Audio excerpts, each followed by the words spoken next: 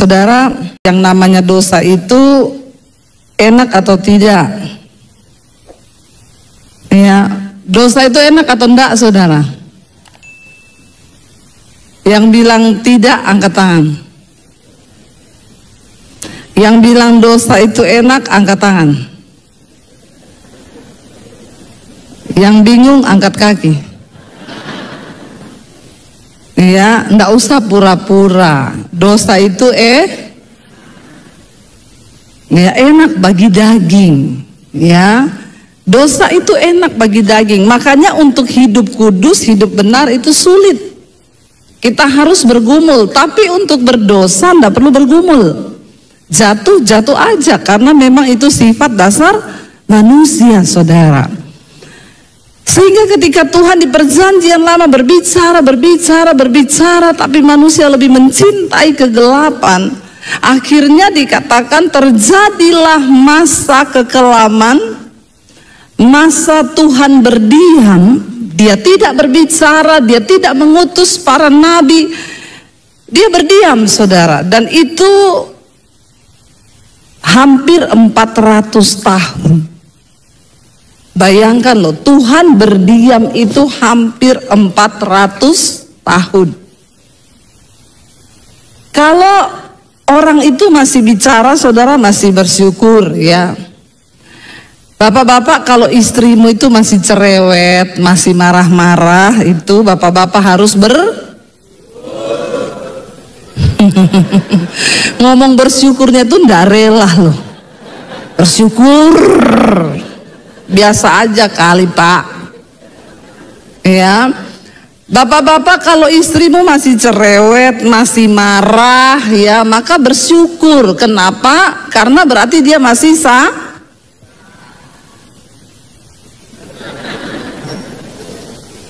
ya, dia masih sayang. Kalau istri masih cerewet, masih marah, bersyukur. Tanda yang kedua bahwa dia masih hidup.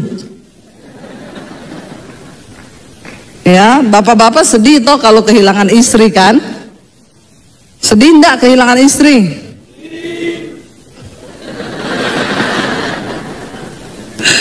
Saya curiga bapak-bapak ini yang ngomong kencang-kencang ini, ketika saya tanya istrinya mana, enggak ada. Tapi ibu-ibu juga jangan terlalu cerewet ya.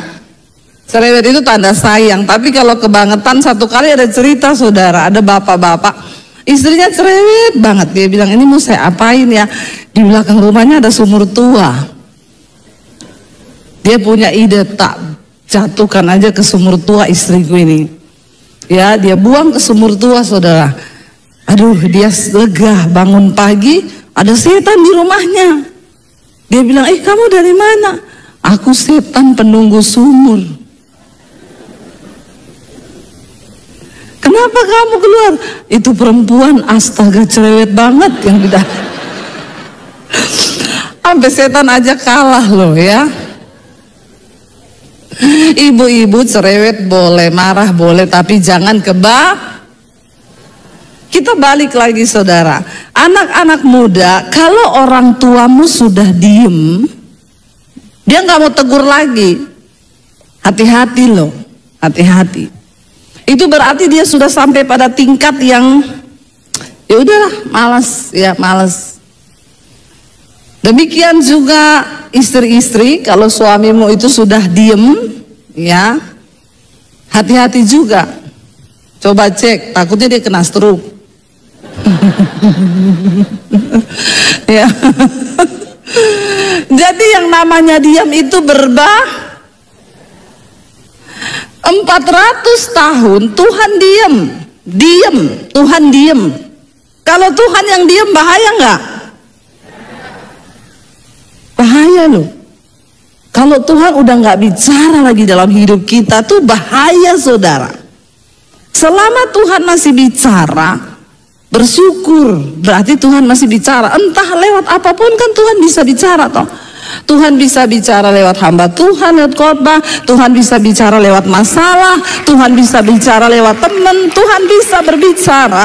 Lewat apa aja. Tapi saudara, dari zaman perjanjian lama itu sampai perjanjian baru 400 tahun masa kekelaman, masa kegelapan, karena Tuhan diem. Gak ada suara. Kita lihat bersama penghukuman demi penghukuman sudah Tuhan lakukan, tapi manusia tidak mau bertobat. Ya, ketika kisah saudara Sodom dan Gomora, ya Tuhan itu marah kepada manusia berbuat dosa, mereka melakukan segala kejahatan dengan begitu rupa. Bahkan Alkitab berkata mereka menukarkan persetubuhan yang wajar antara laki-laki dan perempuan itu dengan yang tidak wajar. Laki-laki melakukan kemesuman dengan laki-laki. Zaman itu homoseksual, lesbian sudah ada. Tuhan marah manusia berdosa, suruh bertobat, tidak mau bertobat. Tuhan bicara, tidak mau bertobat. Akhirnya penghukuman datang. Sodom dan Gomora dihancurkan. Sudah tahu Sodom dan Gomora itu di mana? Itu loh, di laut mati tuh. Tidak ada kehidupan. Lalu penghukuman juga datang lewat Nuh. Pernah satu dunia itu dibinasakan oleh Tuhan lewat air bah. Kenapa? Karena manusia berdosa, tapi tetap nggak mau bertobat. Bahkan Alkitab berkata, Tuhan bilang bangsa Israel, mereka membelakangi aku, mereka menimbulkan sakit hatiku karena perbuatan-perbuatan mereka yang jahat. Tapi kita bersyukur saudara, selalu ide untuk menyelamatkan manusia itu selalu datang dari Tuhan. Tuhan yang kepengen menyelamatkan manusia yang dia ciptakan menurut gambar dan rupanya, yaitu saudara dan saya. Karena itu saudara, ya kita lihat dulu bersama, kita baca di dalam Galatia. Ya, Tuhan sudah menentukan segala sesuatu. Mari buka bersama Galatia pasal, ya saudara, dikatakan di sana Tuhan berfirman, ya setelah genap waktunya maka Tuhan mengutus anaknya, ya yang dikasihinya itu Yesus Kristus untuk menyatakan, sebentar ya, ini saya tadi tidak ada di dalam kamus saya untuk bawa ini, tapi Tuhan ingatkan ini. Mari kita lihat bersama Galatia pasal yang keempat. Galatia 4 ayat yang keempat, ini panas sekali ya saudara. Memang neraka mulai terbuka ini. Sudah mau kiamat, makanya harus bertobat. Galatia 4 ayat 4 baca bersama yuk, 1, 2, 3. Tetapi setelah genap waktunya, maka Allah mengutus anaknya yang lahir dari seorang perempuan yang takluk kepada hukum Taurat. Ia diutus untuk menebus, ayat 5, mereka yang apa? Yang takluk kepada hukum Taurat, supaya kita diterima menjadi anak. Karena kamu adalah anak, maka Allah telah menyuruh roh anaknya itu ke dalam hati kita yang berseru, ya Abah, ya Bapa. Dikatakan di sana sampai genap waktunya. Setelah genap waktunya, maka Allah mengutus anaknya yang lahir dari seorang perempuan yang takluk kepada hukum Taurat. Ia diutus untuk mereka yang takluk kepada hukum Taurat, supaya apa? Kita diterima menjadi anak. Dan Allah menyuruh anaknya, roh Kristus itu ke dalam hati kita, supaya kita ini berseru, ya Aba, ya Bapa. Saudara, dikatakan sampai genap waktunya hampir 400 tahun. Lalu Tuhan berinisiatif untuk menyelamatkan manusia. Karena tidak ada seorang pun yang bisa selamat karena melakukan hukum Taurat. Berat, tidak ada yang bisa. Lalu Tuhan mengutus anaknya. Mari kita buka bersama Injil Lukas pasal yang kedua, saudara. Ya, Injil Lukas pasal yang kedua kita lihat bersama ya bagaimana Tuhan itu mengasihi saudara dan saya.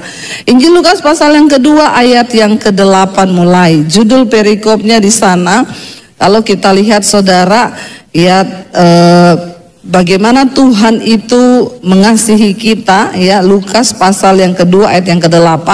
Buka bersama 1, 2, 3. Gembala-gembala judulnya ayat yang ke-8. Di daerah itu ada gembala-gembala yang tinggal di padang menjaga kawanan ternak mereka pada waktu malam. Saudara, siapa gembala-gembala ini? Gembala-gembala pada zaman itu adalah strata yang terendah. Ya, strata yang terendah itu yang pertama mereka itu gajinya di bawah UMR, saudara. Ya, mereka itu orang yang sangat miskin dan gembala-gembala ini belum tentu mereka menjaga domba miliknya, karena pada waktu itu kita tahu bersama setiap orang ke bait suci untuk datang mempersembahkan hidup mereka pada Tuhan pengampunan dosa itu harus sembelih kambing, domba, lembu, sapi. Jadi para orang-orang kaya yang punya peternakan itu mereka menyewa jasa gembala-gembala untuk jaga kawanan kambing, domba, ternak mereka. Jadi gembala-gembala ini adalah pekerjaan yang paling rendah, kotor, menjijikan, bahkan mereka itu dibayar di bawah UMR atau ketetapan gaji yang ada pada saat itu. Di Solo ini UMR-nya berapa? Ada yang tahu berapa UMR-nya Solo? Halo? 2,2 luar biasa ya, 2.200.000 orang Solo ya. Makanya ada seorang bule ditanya, kamu tahu nggak gaji orang di Indonesia ya? Di Solo sebut, dia bilang, oh 1.000 US dollar artinya 15 juta. No. Dia turun berapa? 500? Oh no. Berapa? 300 dolar? No. Dia mulai kaget. Hah? Berapa? Ya, ternyata sudah nggak sampai 200 dolar kan, 200 dolar itu 3 juta. Hanya 100 lebih sedikit. Dia kaget. Terus mereka baik-baik saja? Lalu orang Indonesia jawab, tiap minggu healing. Ya enggak? Tepuk tangan dong buat orang Indonesia, khususnya orang Solo. Ya gaji segitu kita masih bisa healing toh? Luar biasa semua, saya lihat wajah-wajahnya di sini ya. Makanya saudara, dari katakan di sini gembala-gembala, kenapa Tuhan datang yang pertama menerima berita kesukaan kelahiran Kristus itu bukan orang kaya. Bukan orang-orang yang terhormat, bukan orang-orang yang berada di strata yang paling tinggi, tetapi para gembala yang menempati urutan strata paling rendah dengan gaji yang paling minim, pekerjaan yang dianggap kotor dan begitu hina. Mereka lah yang menerima kabar kesukaan itu terlebih dahulu. Dan pada waktu itu tiba-tiba dikatakan ayat 9, berdirilah seorang malaikat Tuhan di dekat mereka dan kemuliaan Tuhan bersinar meliputi mereka dan mereka sangat ketakutan. Lalu malaikat itu berkata kepada mereka, jangan takut, sebab sesungguhnya aku apa? Memberitakan kepadamu apa? Kesukaan besar untuk seluruh bangsa. Amin. Kedatangan Kristus, berita tentang kedatangan Kristus ke dalam dunia itu adalah berita tentang kabar kesukaan besar. Kenapa saudara? Karena Tuhan tahu manusia itu butuh kesukaan, butuh sukacita, butuh kegembiraan. Tetapi banyak orang salah, dia berpikir bahwa uang itu sumber kesukaan. Sehingga manusia mencoba cari cara untuk bersuka cita. Bahkan sebagian orang berpikir kalau dia bersinah, dia selingkuh, dia melakukan dosa, maka keinginan jiwanya itu akan terpenuhi. Orang banyak salah. Jiwa manusia itu tidak terbatas. Dan jiwa yang tidak terbatas tidak bisa diisi atau dipuaskan dengan sesuatu yang terbatas. Uang itu terbatas, seks itu terbatas.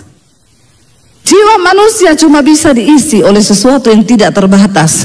Dan Tuhan adalah sesuatu yang tidak terbatas. Karena itu saudara, cuma Tuhan yang bisa isi jiwa kita supaya kita memiliki kesukaan yang besar. Jangan salah sangka saudara. Ya, saya bersyukur beberapa waktu yang lalu ada seseorang yang bertobat saudara.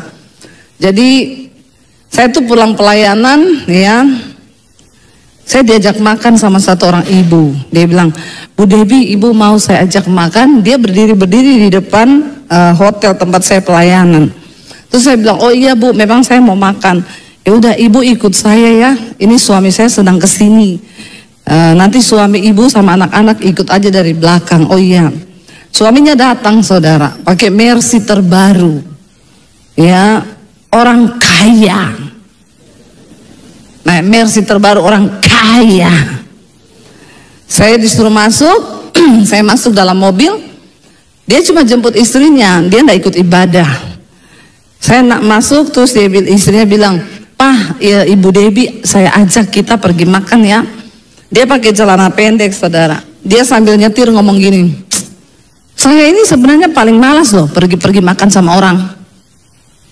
Cuma karena ibu itu idola istri saya aja. Istri saya tuh fans banget sama ibu. Saudara, saya kan enggak minta makan toh. Digituin saudara saya di mobil. Dalam hati saya bilang, ini orang sakit jiwa ya. Ya, untuk manusia lama saya tidak keluar waktu itu.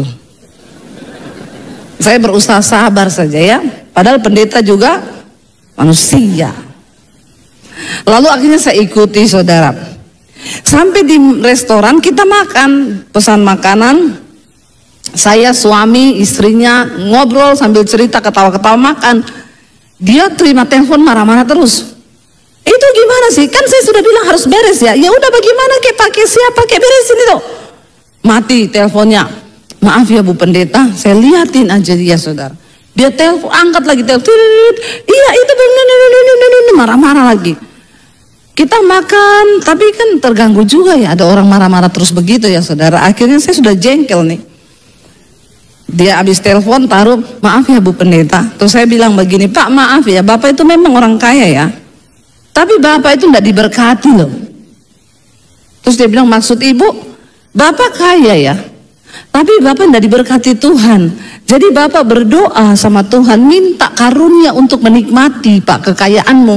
Bapak tuh kaya, Bapak peseni makanan enak banget, saya menikmati. Tapi Bapak dari tadi tidak bisa menikmati makananmu, kau marah-marah terus. Dia lihat saya begini. Dalam hati saya satu sama. Ya, satu sama. Lalu dia pulang saudara, kata istrinya, besoknya istrinya WA saya, Bu, suami saya marah, dia bilang pendeta gila. Ada pendeta berani bicara begitu sama saya?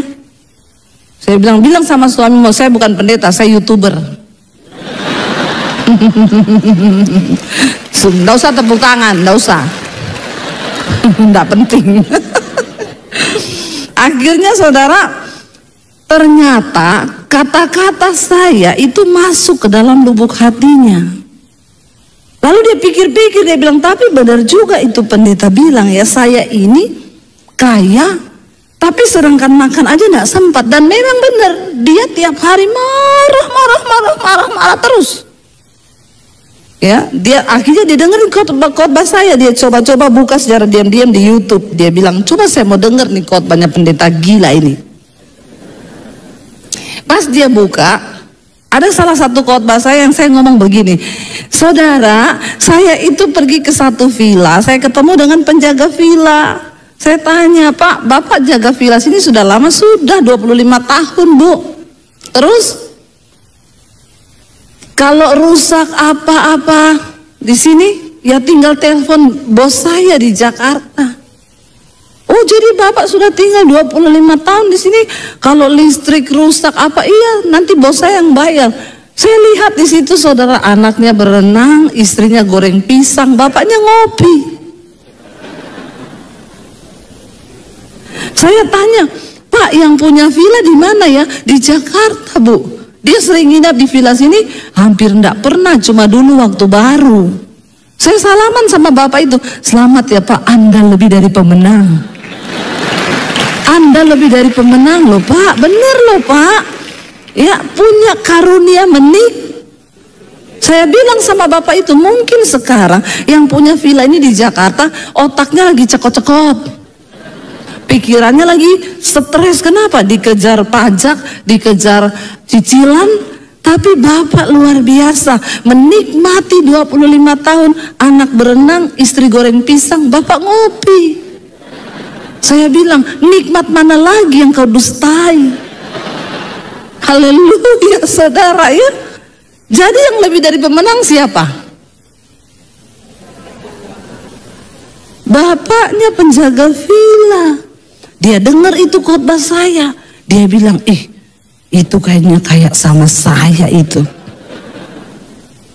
Akhirnya berapa hari kemudian dia WA saya, Bu Pendeta, saya suaminya ini, boleh konseling? Saya balas, yakin sama pendeta gila? Ya. Akhirnya dia bilang, saya itu Bu, benar yang ibu ngomong itu benar sekali. Saya nih kaya ya Bu, tiap hari marah-marah sama papaku, saya berantem, saya bertengkar. Papaku itu sok pinter, tiap hari menasehati saya, saya dengerin aja. Terus ya udah, kalau dia sudah gitu, saya marah, saya bertengkar karena saya tidak sepaham dengan papa saya. Terus saya bilang sama dia, Pak, orang tua itu ngomong bukan untuk diajak berantem. Orang tua itu cuma butuh didengar. Kalau saudara dinasihati orang tua gini aja, nggih.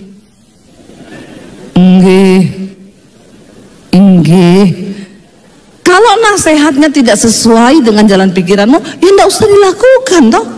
Kalau baik ya lakukan.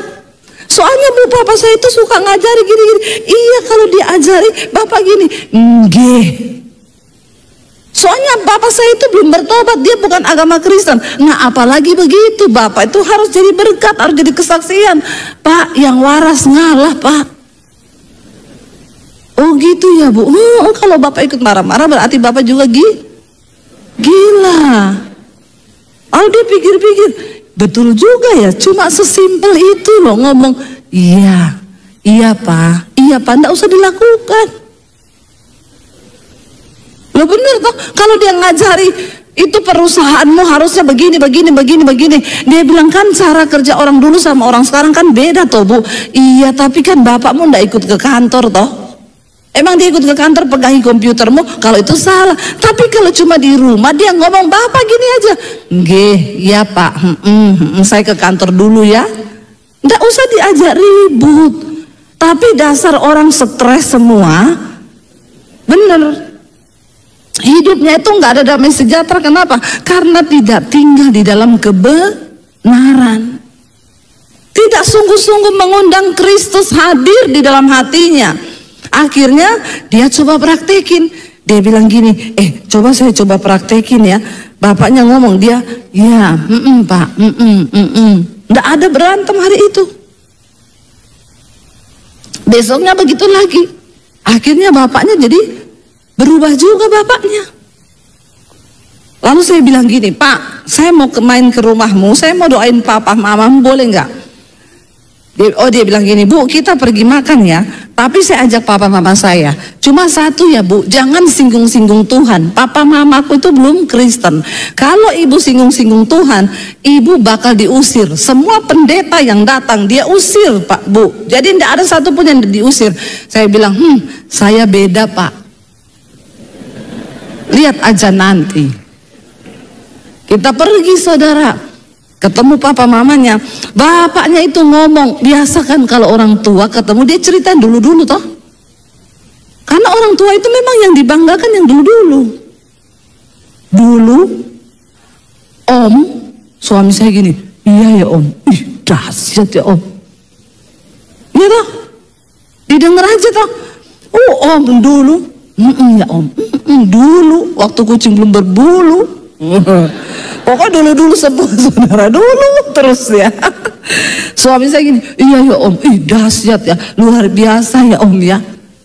Dia senang akhirnya ngobrol sama saya, sama suami saya. Begitu mau pulang saya bilang, bapak ibu, kan saya pendeta, saya mau berdoa buat bapak sama ibu boleh? Dia bilang gini, boleh. Nggak diusir kita, nggak diusir. Akhirnya kami berdoa buat dia. Pulang, dia telepon saya, ih luar biasa loh bu, kenapa? Biasa papaku denger aja saya undang makan pendeta, dia udah gak mau ketemu. Kalaupun ada mau doain, pulang kamu, jangan bicara-bicara Tuhan sama saya sudah punya agama. Tapi kok heran ya, bapak ibu bisa doain papa mama saya, ya mama saya nangis lagi, ibu peluk begitu. Terus jadi ini papa mama saya tanya, kapan lagi pergi makan sama pendeta itu? Luar biasa tuh saudara.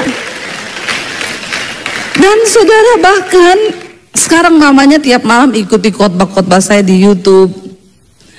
Dan yang luar biasa saudara, pengusaha ini tadinya dia itu punya usaha tambang. Itu kalau dulu saudara ada masalah, ada apa, saya beresin pakai orang bu.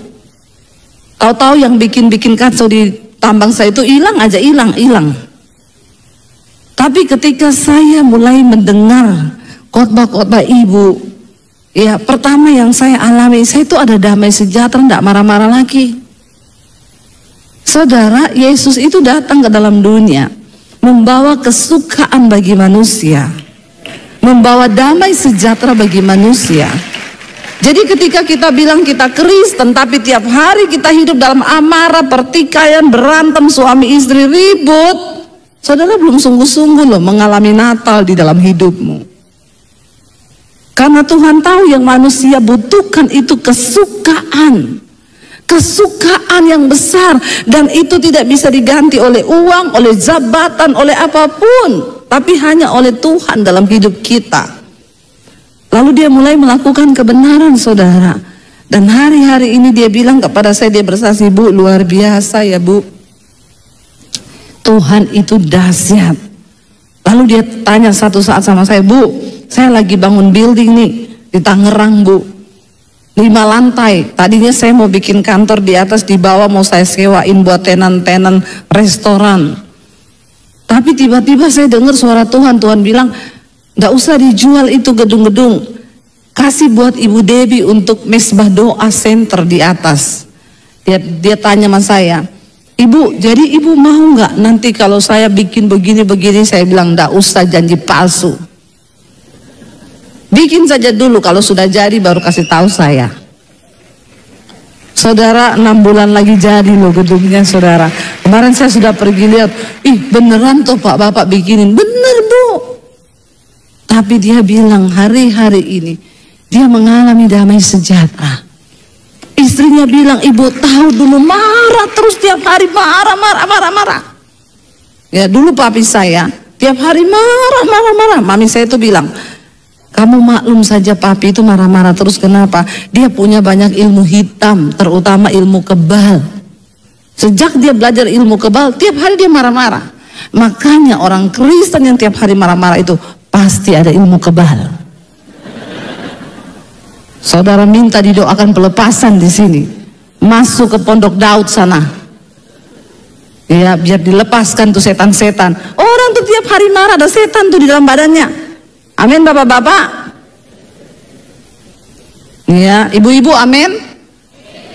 Apa itu Natal? Saudara pulang dari tempat ini hari ini, engkau mengalami Natal, sukacita, damai sejahtera, kesukaan yang besar. Itu dalam hidup kita. Katakan, Amin. Dan itu tidak bisa dibeli dengan uang, saudara, tapi cuma dari Tuhan. Lalu dikatakan begini, saudara, di sana, ya, sesungguhnya aku memberitakan kepadamu kesukaan besar untuk seluruh bangsa. Hari ini telah lahir bagimu juru selamat, yaitu Kristus Tuhan, di kota Daud. Dan inilah tandanya bagimu, kamu akan menjumpai seorang bayi dibungkus dengan lampin dan terbaring di dalam palungan. Dan tiba-tiba tampaklah bersama-sama dengan malaikat itu sejumlah besar bala tentara sorga yang memuji Allah, katanya, kemuliaan bagi Allah di tempat yang maha tinggi, dan damai sejahtera di bumi di antara manusia yang berkenan kepadanya. Yesus datang membawa damai sejahtera. Makanya kemarin saya berkhotbah, saya sampaikan di sini, saudara, bagaimana kita bisa hidup dalam damai sejahtera. Nomor satu, kita harus diperdamaikan dulu dengan Tuhan. Ketika orang berdamai dengan Tuhan, orang yang hubungannya dengan Tuhan bagus, pasti hubungannya dengan sesama juga bagus. Saudara lihat, kalau ada orang troublemaker, di rumah dia marah-marah, di mana dia marah-marah, itu pasti, saudara, hubungannya dengan Tuhan juga rusak. Mari kita belajar. Ingat, waktu kita diperdamaikan dengan Allah, kita hidup dalam damai sejahtera.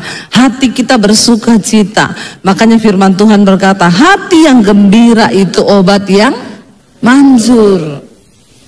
Makanya banyak-banyaklah tersenyum, saudara. Amin. Iya, orang yang tersenyum itu awet muda loh, saudara. Iya, enggak perlu operasi-operasi, ya. Awet muda, tambah cantik karena banyak senyum. Ya, sebab Tuhan itu bekerja kepada orang-orang yang bersuka cita, orang-orang yang hidup dalam damai sejahtera. Mari kita menjadi orang-orang yang membawa damai sejahtera. Ya, jangan jadi orang yang membawa roh kuda merah. Kitab Wahyu bilang kuda merah itu roh pencabut damai sejahtera. Kalau saudara menjadi suami yang tiap hari marah-marah, itu pasti ada roh kuda merah dalam dirimu. Bertobat, ya, terima Yesus sungguh-sungguh. Dikatakan bahwa akan ada kesukaan besar dan damai sejahtera di bumi di antara manusia yang berkenan kepada Tuhan. Waktu kita hidup dalam damai sejahtera, kita sudah hidup di dalam sorga walaupun kita masih di bumi, saudara. Damai sejahtera itu tidak bisa dibeli dengan uang. Cuma ada di dalam Tuhan. Waktu kita sungguh-sungguh hidup dalam kebenaran, akan ada damai sejahtera dari hidup kita. Dan itulah yang akan membuat kita menjadi kesaksian yang hidup bagi banyak orang. Saudara, ketika engkau marah, ya, ilmu kedokteran, saya itu pernah terapi ozon di Jakarta. Jadi darah saya itu diambil berapa cc itu, satu kantong, dikeluarkan, lalu disuntikkan ozon, itu jadi pink, saudara. Waktu diambil darah suami saya hitam banget. Ya, saya tanya sama dokter, dok, kok bisa ya darah itu hitam sekali begini? Kenapa? Dokter bilang kalau darah itu hitam berarti hormon kortisolnya tinggi. Nah, hormon kortisol itu apa? Hormon kortisol itu hormon yang keluar pada saat manusia itu stres, tertekan, capek, lelah. Itu hormon itu keluar. Jadi darah mengental lalu jadi hitam. Tapi dokternya bilang, ibu lihat ya, saya suntikan ozon ke dalam darah ini, dimasukin ozon, digoyang-goyang begini, darahnya jadi pink. Jadi bersih, lalu dimasukin lagi ke tubuh kita. Ya, jadi itu untuk mencuci darah yang kotor. Saya tanya sama dokter itu, kenapa hormon kortisol itu bisa tinggi? Ya, waktu orang stres, marah, terutama ketika orang marah. Ya, lalu dia stres, dia tertekan banyak ini, itu darahnya jadi hitam dan mengental. Makanya ibu-ibu kalau suamimu marah-marah, ingetin, darah mengental loh. Darah mengental, kalau sudah mengental bahaya loh. Jantung pun jadi berat kerjanya, ginjal pun jadi berat, ya, karena hormon kortisolnya tinggi di dalam darah. Tapi Alkitab berkata, ketika kita hidup dalam damai sejahtera, ya, kita ada sukacita. Makanya Roma 14 ayat 17 boleh ditayangkan. Roma 14 ayat 17 berkata, kerajaan Allah itu adalah kebenaran, damai sejahtera dan sukacita. Ketika saudara hidup dalam kebenaran, ada damai di hidupmu, maka ada sukacita. Dan kita perlu berlatih, saudara. Ya, berlatih untuk hidup dalam kerajaan Allah itu berlatih. Yesus sudah datang ke dalam dunia. Jangan biarkan kita ini diperhamba lagi oleh roh marah, ya, kekecewaan, tertekan. Tapi mari kita belajar untuk hidup dalam damai sejahtera dan sukacita, sebab itu yang menjadi kemenangan di dalam hidup kita. Alkitab berkata, saudara, ya, kemalangan orang benar itu banyak. Tapi ketika kita tetap damai sejahtera, maka Tuhan itu meluputkan setiap kita. Karena kita terus bertahan untuk hidup dalam kerajaan Allah, yaitu kebenaran, damai sejahtera, dan sukacita. Mari bawa sorga itu dalam hidup kita, dalam rumah tangga kita. Ya, supaya kita ini tidak stres. Hari-hari ini tuh banyak orang, ya, tiba-tiba stres. Di Jakarta banyak sekali kasus anak-anak muda. Saya tuh ditelepon, Bu, anak saya sekarang ketawa-ketawa sendiri di kamar. Ya, bahkan dia sering kali lihat-lihat bayangan hitam. Bayangan ini, hati-hati loh saudara. Kalau papahnya stres, di kantor marah-marah, pulang marah-marah. Ditanya mamahnya, Pak kok baru pulang? Apa pulang? Tanya-tanya, udah tahu orang capek, ngapain tanya-tanya? Cuma ditanya loh, baru pulang Pak. Tapi karena dia bawa roh stres ini, istrinya disemplak, kaget. Yang tadinya niatnya mau menyambut suami, malah kena marah, roh marah itu berjangkit. Istrinya juga jengkel kan. Anaknya datang, Mah tadi Papa, apa tanya? Ya, kamu pikir mama ini apa? Papamu tuh lo enak aja pulang kantor, mama dimarahin nenek. Anaknya yo stres. Ini ngapa ya? Lawang aku cuma tanya begini dimarahin lo. Ya, akhirnya saudara, anaknya juga stres toh. Mbaknya datang, Neng, apa nenek? Mbaknya juga gini loh, ini kenapa ya? Aku cuma tanya gitu dimarahin. Mbaknya juga stres kan? Dia harus melampiaskan loh. Kucing lewat meong dikasih racun mati. Jadi marah itu berjangkit saudara. Ya, marah itu berjangkit. Satu kali saya menangani ada satu orang ibu konseling, Bu, saya mau cerai sama suami saya. Kenapa? Saya tuh tidak cinta sama suami saya lagi sekarang. Ibu tahu ya, suami saya itu, dia itu pelihara anjing Bu. Terus dia setiap pulang kantor, dia tuh ndak langsung masuk rumah. Dia belok ke kandang anjing di sebelah. Dia mainan sama doginya. Halo dogi, halo dogi. Saya ndak disapa. Jadi Bu, saya mau tanya sama ibu, dosa nggak ya? Saya mau racuni itu dogi Bu. Mau saya racun biar mati karena saya rumah tangga seperti ini. Suami saya lebih cinta sama doginya. Terus saya bilang gini, Bu, daripada ibu racuni itu dogi, ibu pertama berdosa. Kedua, kalau ketahuan suami ibu juga bahaya. Lebih baik begini, ibu jangan marah ya, kan ibu konseling sama saya toh. Ibu lebih baik belajar dari dogi. Kenapa suamimu kalau pulang langsung ke kandang? Coba ibu intip, kalau suamimu ke kandang dogi, itu dogi ngapain? Ibu tiru. Toh? Ibu-ibu, lo kadang kita ini perlu belajar loh. Asal itu demi kebaikan toh. Karena saya punya dogi saudara. Kalau saya pelayanan 2 hari 3 hari saya belum pulang, itu dogi saya baru dengar, mungkin dia cium bau saya, mobil baru berhenti depan pagar, saya baru buka pagar, dia udah lompat di jendela, di horden, udah begitu saya masuk dia cium, dia peluk, dia cium saudara. Saya bilang, ibu coba kau praktekkan.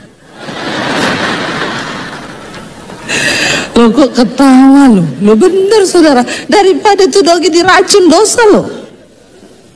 Kalau suamimu pulang, ibu buka pintu, ibu kayak dogi.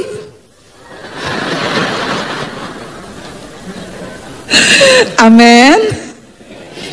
Ini rumah tangga yang sudah mulai pudar kasih dan cintanya ini perlu bertobat, belajar dari dogi. Saudara, ya, kenapa kita ini kekurangan kasih? Perceraian terjadi ketika suami istri ribut, berantem, anak itu stres loh saudara, stres. Kemarin ada anak bunuh diri di Jakarta. Ya, ketika ditemukan surat, ternyata dia curhatnya apa? Tiap hari saya lihat mama papaku ribut. Padahal dia lulusan cum laude loh waktu dia kuliah loh. Begitu lulus dia bunuh diri, lompat dari apartemen. Karena tiap hari lihat mama papanya itu ribut. Iblis hari-hari ini terus menebar roh kebencian, amarah, pertikaian. Apa itu Natal? Damai yang datang ke dalam dunia, damai yang datang untuk memulihkan hidup kita, damai, sukacita yang besar, berita tentang kesukaan. Itu yang sedang dunia cari hari-hari ini. Kenapa banyak orang pergi healing saudara? Healing kalau tidak ada Tuhan jadi sinting. Dengar baik-baik ya, benar. Ngapa? Pulang uangnya habis berlibur. Tidak ada damai, tidak ada sukacita. Saya itu saudara, ya diajak teman saya ke Bali. Ayo bu ke Bali, nginep di hotel bintang 5 di Bali. Saya dikasih hotel yang terbaik. Ibu tahu hotel ini saya bayar buat ibu 14 juta semalam. Saya pikir waktu saya tidur, terus saya terangkat ke awan-awan. Ternyata biasa aja tuh. Saya bilang sama suami saya, kayak gini ya hotel 14 juta semalam ya. Ya makanannya mewah serba. Saya bilang sama suami, memang bener ya say, tanpa Tuhan ya, tanpa Tuhan semua itu tidak ada arti. Ternyata sukacita dan kesukaan besar kita itu hanya terletak pada Tuhan. Hanya terletak pada Tuhan. Saudara tahu, saudara jangan iri sama orang kaya ya saudara. Kalau saudara lihat orang kaya enak ya jadi kaya, belum tentu saudara, belum tentu. Saya ketemu banyak orang kaya. Ada satu orang kaya bilang sama saya begini, bu, saya ini sudah di satu titik kaya itu sudah mentok. Kenapa? Apa yang saya mau saya bisa, apa yang saya mau saya bisa. Tapi bu, ya saya sekarang hampa, saya nggak tahu mau apa lagi. Saya bilang, yang kamu butuhkan tuh Tuhan. Dia mau beli mobil mewah yang merek apapun bisa saudara. Tapi saya bilang tanpa Tuhan tidak akan pernah ada kesukaan di dalam hidupmu. Tuhan yang sanggup membuat Rasul Paulus berkata, apa yang dulu merupakan keuntungan bagiku sekarang kau anggap rugi karena pengenalan akan Yesus Kristus Tuhan lebih berguna daripada segala-galanya. Itu pun yang membuat saya beralih meninggalkan hidup saya yang lama.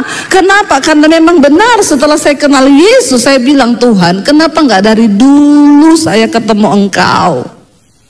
Kenapa nggak dari dulu saya kenal Tuhan?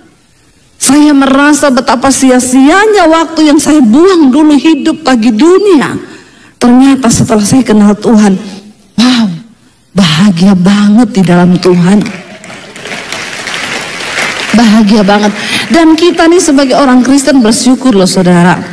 Saudara ada masalah, coba deh saudara ada masalah, masuk di kamar saudara nyanyi saja, ya, Tuhan selalu menolongku, selalu menjagaku. Itu kita sudah netes air mata. Itu udah plong loh, karena kita ketemu Tuhan. Sudah dijawab masalahnya? Belum. Kemarin saya ketemu satu orang, dia bilang, bu, anak saya sakit kena gagal ginjal. Anak saya protes dan berkata, Tuhan ada di mana? Kalau Tuhan ada, kenapa saya kena sakit begini? Saya bilang sama dia, Bu, kita itu percaya Tuhan bukan supaya hidup kita ini tidak ada masalah. Justru kita hidup di dunia yang penuh masalah. Dunia ini pembuangan loh saudara. Waktu manusia jatuh ke dalam dosa, kita dibuang ke dunia. Waktu setan jatuh, dia juga dibuang ke dunia. Jadi dunia ini nusa kambangan. Kita hidup sama-sama dengan setan di sini. Tapi saudara, orang yang menerima Kristus diberi kuasa, kita dipindah dari kerajaan setan masuk ke dalam terang yang ajaib. Kita memang ada di dunia, tapi kita bukan dari dunia. Tugas kita sekarang menyelamatkan mereka yang masih ada dalam kerajaan setan, pindahkan dalam kerajaan Allah. Amin saudara. Dan saya merasa waktu saya mengenal Tuhan Yesus, wow, benar. Karena itu, mari kita warnai Natal tahun ini. Ya, hidup kita akan lebih bersukacita, akan lebih damai sejahtera. Saudara, dimulai dari kehidupan rumah tanggamu. Saya berdoa mulai hari ini kita pulang ke rumah, kita bilang, Pak, Mah, ini sudah Natalan ya. Kita terima Yesus mulai hari ini. Tidak ada lagi rame-rame berantem, ribut-ribut di rumah, amin. Kenapa saudara? Karena Tuhan bilang, di mana orang hidup rukun bersama, kesanalah berkat Tuhan itu diperintahkan. Waktu kita hidup rukun bersama kan ada Yesus. Hidup rumah tangga kita diberkati Tuhan. Ya, saudara berantem terus, ribut-ribut terus. Yang ada, Tuhan udah mau kirim berkat nih. Malaikat kirim ke rumah Pak itu, Pak Bambang. Mau dikirim sama Tuhan, malaikat datang. Mau kirim mobil, lagi berantem. Malaikat bilang, lagi berantem mereka Tuhan. Nggak usah, anterin ke rumah Bu Dewi aja. Jangan sirik. Ya, waktu kita hidup dalam damai sejahtera, rukun bersama, berkat Tuhan itu mengalir dalam hidup kita. Amin. Makanya saudara, mari kita warnai Natal tahun ini. Kita hidup rukun bersama ya. Dimulai dari rumah tangga kita, gereja kita. Nggak usah ada ribut-ribut. Kalau ada masalah yang besar dikecilin, yang kecil dihapus. Amin. Pastikan kita tidak sakit jiwa. Karena orang yang tiap hari marah-marah itu orang yang sakit jiwa. Tapi stadiumnya awal. Ya, jangan pikir orang sakit jiwa itu orang yang lari-lari di jalan nggak pakai baju. Kalau itu nggak jiwa, itu korslet.